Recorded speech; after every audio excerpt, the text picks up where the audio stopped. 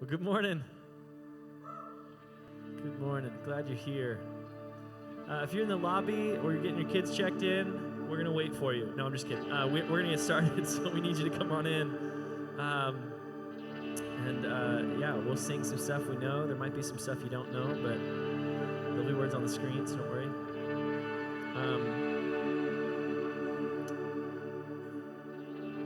Let's see who's here. Let's actually, if you're able to stand, I'd love for you to stand. Let's stand together. God, we worship you this morning. We bring you our hearts. We bring you the worries of our life. We bring you the sadness. But we also bring you the joy and the high parts.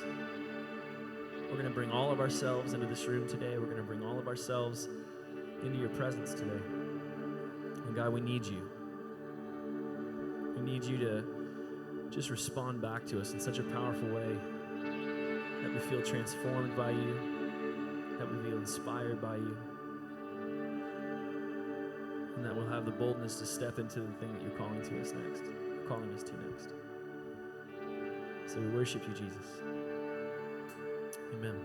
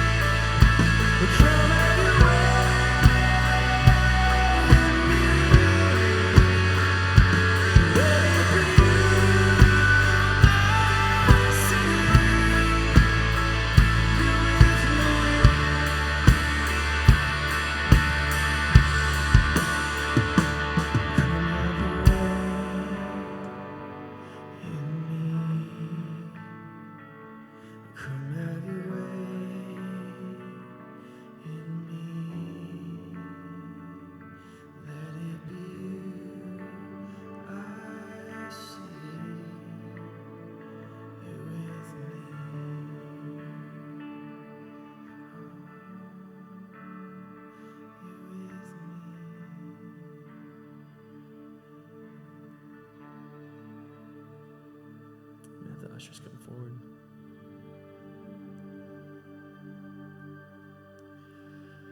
We just pray for our tithes and offerings. God, thank you for the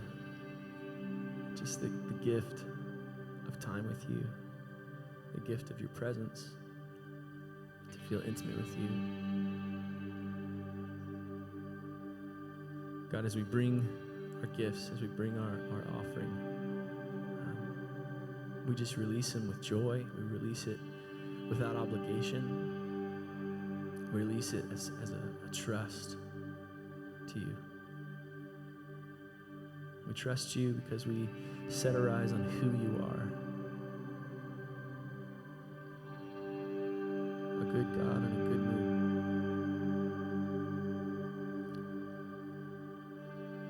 We reject the lies that are starting to flood into our heads now. We just reject them right now in Jesus' name.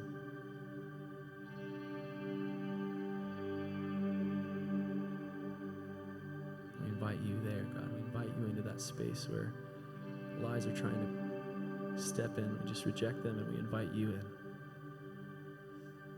Come into that space, Jesus. Speak to us there.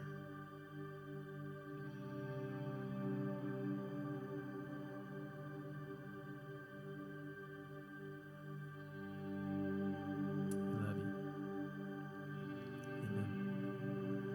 You guys can go ahead and pass the offering. Let's just continue in worship.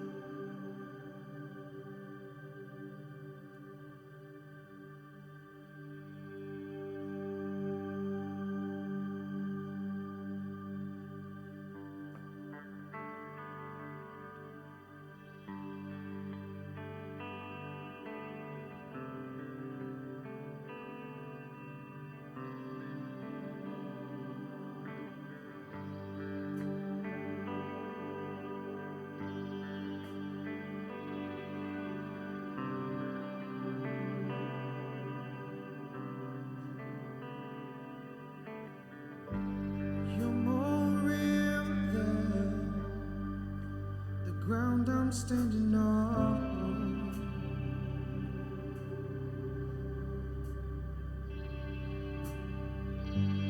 You're more real than the wind in my lungs.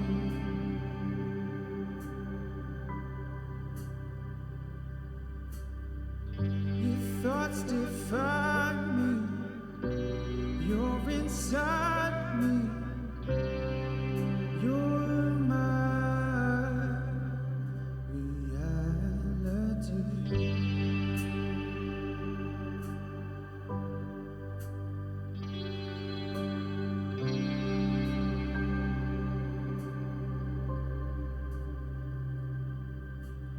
Abba,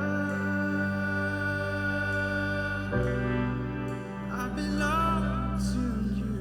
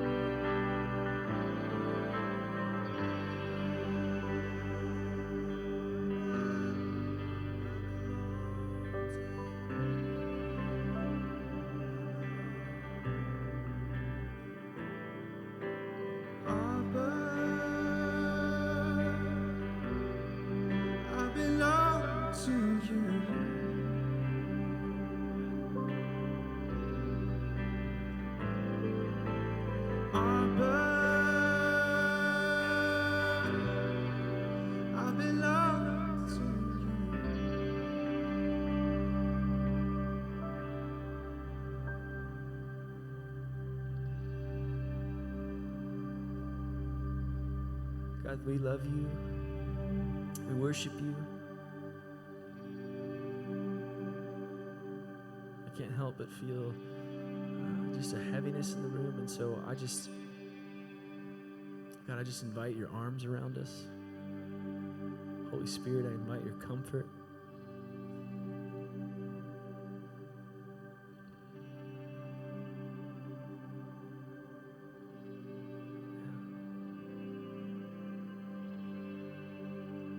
God, the holidays do weird things to us. There's so much that can come up. And so we just want to invite you into those places. Invite you in and ask you, God, what's going on here? What are you doing here? What's happening in this place? Maybe memories are coming up and we can ask God, what's this about?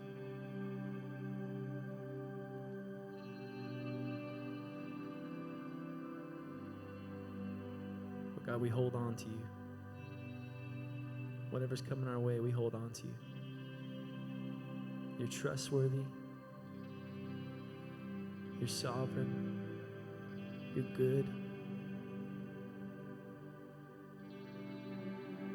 So we're just going to keep holding on to you. Keep trusting you. Keep believing that you're on the move, that your kingdom is coming and your will is being done all around us. Give us eyes to see it, Jesus. Give us boldness to step into it, Holy Spirit. We bless you. And we worship you. In Jesus' name, amen.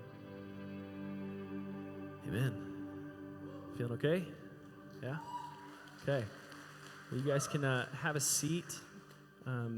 We've been selling soaps. Everybody smell the wonderful flavor as you walk into the building. It's just filling it up. I think we got to have some just around. But check out this video on why we do that and what's behind it.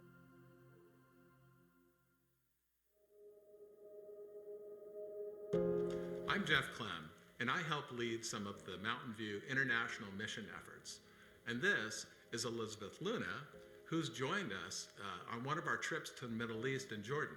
We partnered in building out and are still supporting a community center just south of the Syrian border in Erbil. It focuses on education for women and children, counseling and training for refugees traumatized by loss, on how to move forward, how to earn a living, and ultimately about Christ's love for them.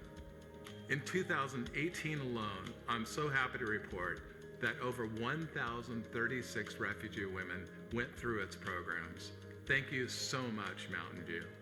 The classes and training at the community center focus on trades that are not prohibited by the Jordanian government to help them earn a living. One of the classes is soap making.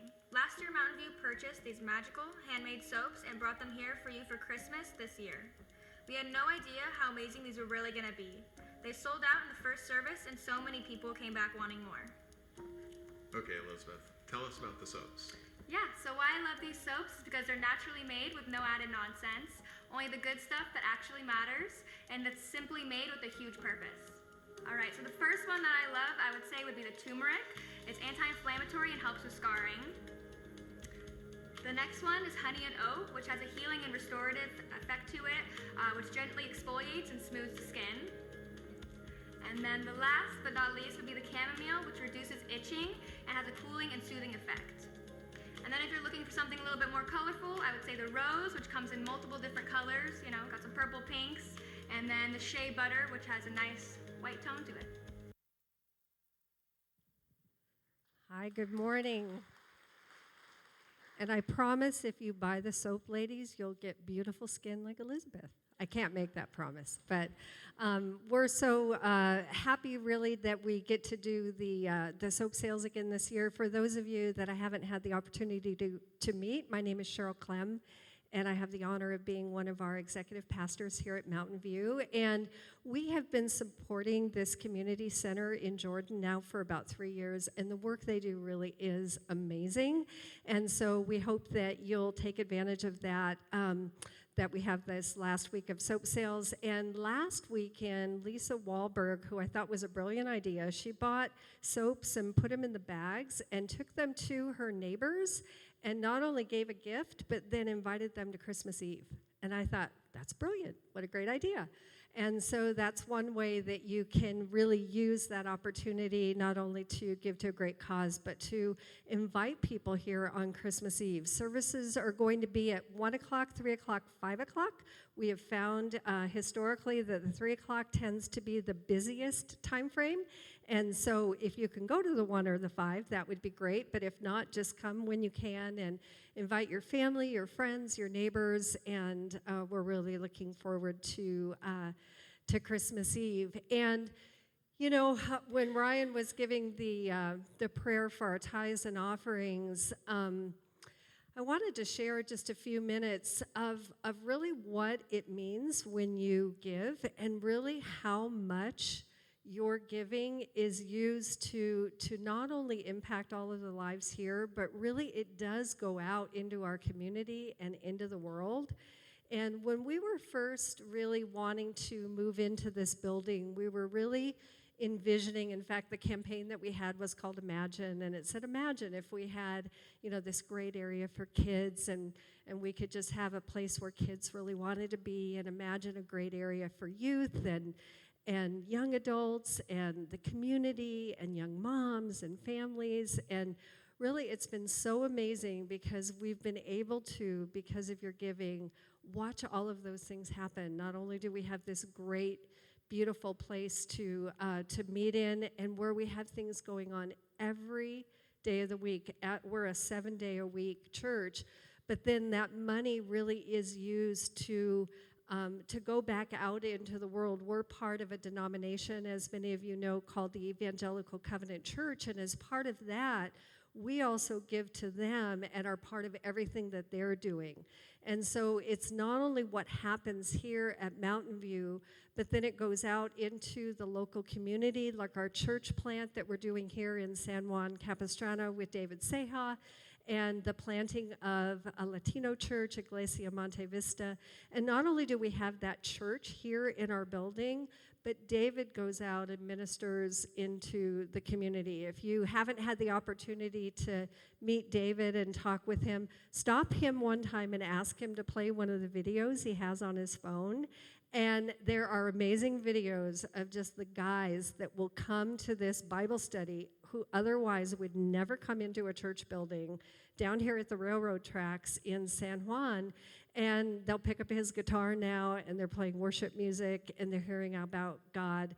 And these are people right here in our local area who are really struggling, and he's ministering to them. And so we're part of church plants, not only here, but all throughout the Pacific Northwest, and then beyond through all of the relief efforts that are done nationally, and then internationally through the Evangelical Covenant Church. Their biggest mission in 2020 is going to be helping with safe places and building safe centers for sex trafficking. And so there's just this wonderful multiplication effect that happens, and just compounding when you give. And so thank you so much for your generosity and for all that you do, and just wanted to take a few moments to let you know how much that really, really does make a difference. And then I bet when you saw this wonderful jacket that I was wearing, you thought, oh my goodness, where did Cheryl get that? And so I'd like to invite up Alex Nowlin, our youth. These are thanks to Alex. Our youth is selling some great swag to help camps, and so Alex is going to tell you a little bit about that. Yeah, thanks, Cheryl. And the stuff looks great. The product's cool. It's good hoodies. But the story and the heart really behind this is how amazing and transformative these camps are for kids. This past summer, we did the same thing, and 16 students were able to go to houseboats because of the generosity of this church. And these trips for these students, kids right now are just craving so much to have a time where they can put the phone away, where they can connect with each other, connect with God. And we have students that are, giving their lives to Jesus for the first time on these trips, and there's students in that room right now playing in the worship band whose lives have been radically changed just because of these camps. And I think for us as a church to be a part of that, it's not so much about buying the item, but saying that we care and we support our youth. So we're doing that after service. $250 also sends a kid to camp through our scholarship program. So if we're out of your size, which is possible because the 9 a.m. sold like crazy, but you can still donate. You can still be a part of that. So we really encourage you guys to continue supporting the youth. We need it, and it's amazing what we're able to do with keeping these kids on fire for Christ. So, yeah, thank you. Thanks, Alex. And to those of you that don't know how much Alex does, he's amazing. Not only does he help us with scholarships and raising money with his expertise, but he volunteers just, one-on-one and hands-on with our kids. And so we so appreciate that. Thanks, Alex. And last today, this is the final weekend where Unidos, which is John and Heather Chapman's ministry that we've been supporting and been a part of and just have really watching that grow here in the local community. They have every year, and we did this last year as well, a Christmas store. And what the Christmas store is when you bring an unwrapped toy, then what they do is they set up a complete store where then the families from the local community can come and they can actually pick out and shop and buy toys. And because, of course, they're donated by all of us, we sell them to them at something that is more affordable to them, but they get the opportunity to really go Christmas shopping. And so it's more than just a giving and a gift. They're coming and they're purchasing and they're buying. And so it's just a great model. And they've done it now for, like I said, a couple of years, and I think the vision is great, and their hard work is great. And so you can drop off a gift outside for Unidos. And so at this time, let's go ahead and do what we all love, which is stand and meet somebody you don't know. And just tell them Merry Christmas and maybe talk about what time you're coming to Christmas Eve. Thanks so much.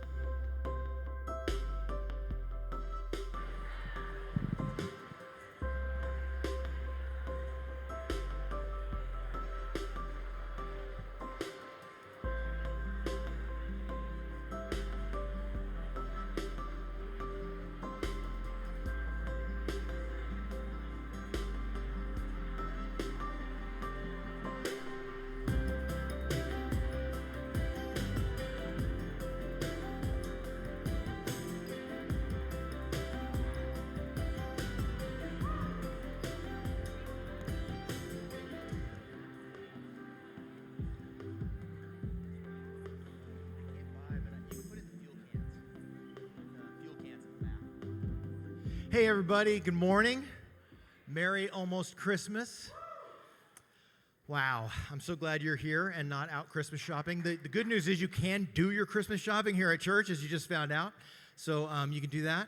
But today we're going to be diving in and continuing in the Christmas story, trying to get ready for Christmas. And I want to talk, we're going to talk out of Gospel of Matthew, chapter 2. So if you got a Bible, you can open it to that. I'll have it on the screen for you, but you can always, it's always best if you have a Bible and you can follow along, I think.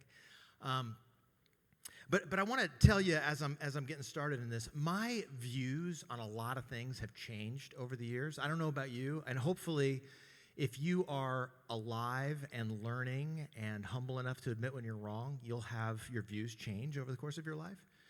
Sometimes because you come into new information, you learn something new and you realize that you were wrong. Or sometimes you have experiences in your life that go, oh, the world I thought I was living in is not actually how the world really works. This is what things are like. And so for me, the process of living and growing is always one of learning and trying to fit in my new experiences and new knowledge and understand.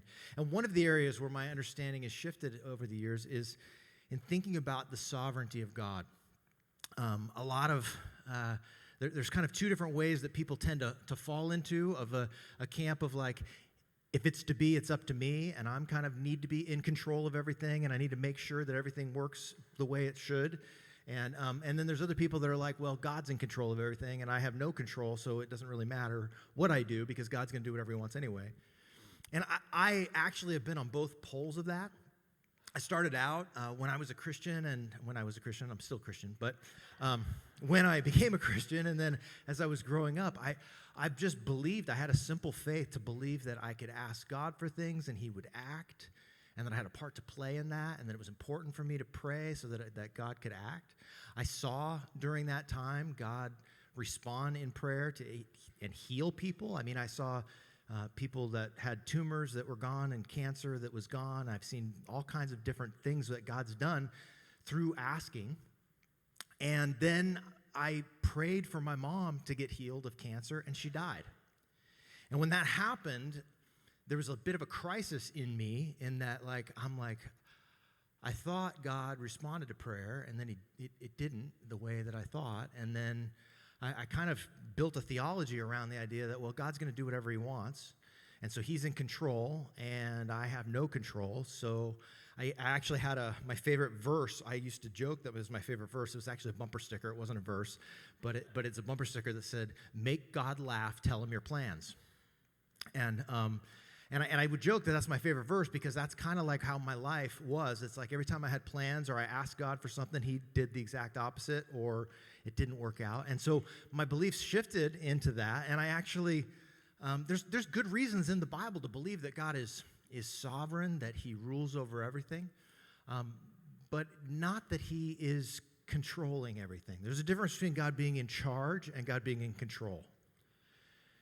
Him being in charge means he rules over everything, but there are still other factors at play in everything that happens.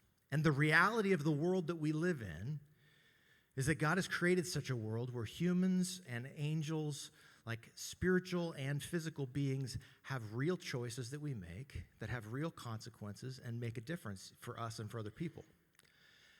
And as much as I would like for God to fix all the problems in the world, and sometimes it would be nice if God just fixed all the problems, we don't live in that kind of a world where he does that. He does sometimes respond in prayer, and he works with us. But what God is after is partnership. What he was after from the beginning, creating human beings, is partnership where we have a role to play. And the story I want to look at with you today is a story that really, I think, illustrates that very well. And as I was thinking about this, this passage of Scripture and the different ways that you could understand this story, I mean, there's like a kind of layers to it. There's a whole political layer to this story and what's happening in like world politics in that day as well as in our own day. There's a spiritual background to this story of like battle going on in heaven and like angels and demons and all this. And there's a personal aspect because it's a story about a family. And a story about a family making choices that are life and death choices for their family. But I want to show you how this works in partnership with God because I think neither the idea of trying to control everything or just being resigned to having no control works. But I think what God's after is this kind of submission to his will and partnership. So let me show you what I mean. If you got a Bible, you can open to Matthew chapter 2, and we're going to read this story. I'm going to try to read it with minimal comment, but you know how that goes. I have to explain things. So, after Jesus was born in Bethlehem in Judea, during the time of King Herod, Magi from the east came to Jerusalem, and they asked, "Where is the one who has been born King of the Jews? We saw his star when it rose, and we've come to worship him." And when King Herod heard this, he was disturbed, and all Jerusalem with him. Now, I'm going to stop there for a minute, but I need it. Yeah, I know. You need to laugh at me. It's my wife. She always laughs at me. King Herod was disturbed, and all Jerusalem with him. You need to know a couple things about King Herod. One, he was known as Herod the Great. And what made him great was not that he was a great person, but that he was a great builder.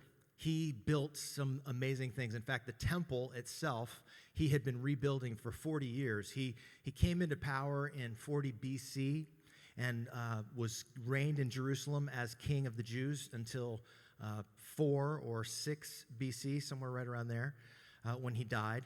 And then the Romans, who were over him, and he was kind of their king underneath him, they divided up the whole kingdom and between his sons differently. But but Herod had built amazing things. He built his technology, and his architecture was way ahead of its time.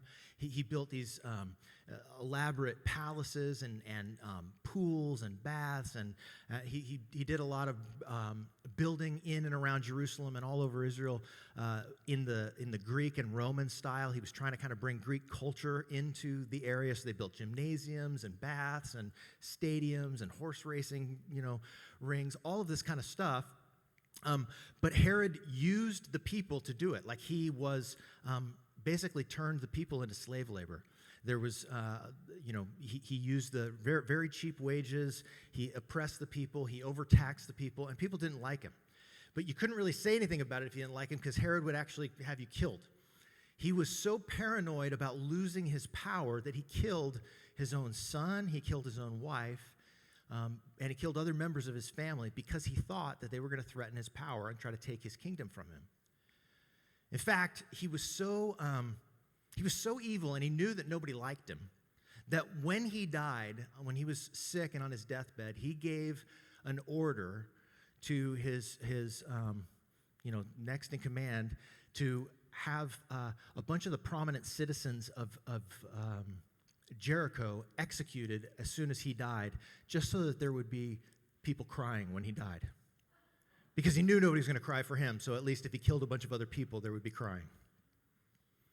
That's the kind of a man he was. So when it says that Herod was disturbed and all Jerusalem with him, everybody's disturbed when Herod's disturbed. Because they're like, oh no, what's this going to mean? He's going to start, heads are going to roll. And it's true, and that's what happened. And I wish we lived in a world where there weren't these kind of tyrannical kings around the world, but it is the case in many places in our world. In fact, we were showing these videos, and what happened in Syria, the leader of Syria is very much like that kind of a person who bombed out his own cities, who gassed his own people. Saddam Hussein did similar things. There's terrible rulers all over the world, which is why so many people are immigrants and that are refugees, like fleeing that kind of tyrannical rulers in their countries. And what I would love is if we said, God, would you just get rid of all of the people and bring good government to the world? And God, like,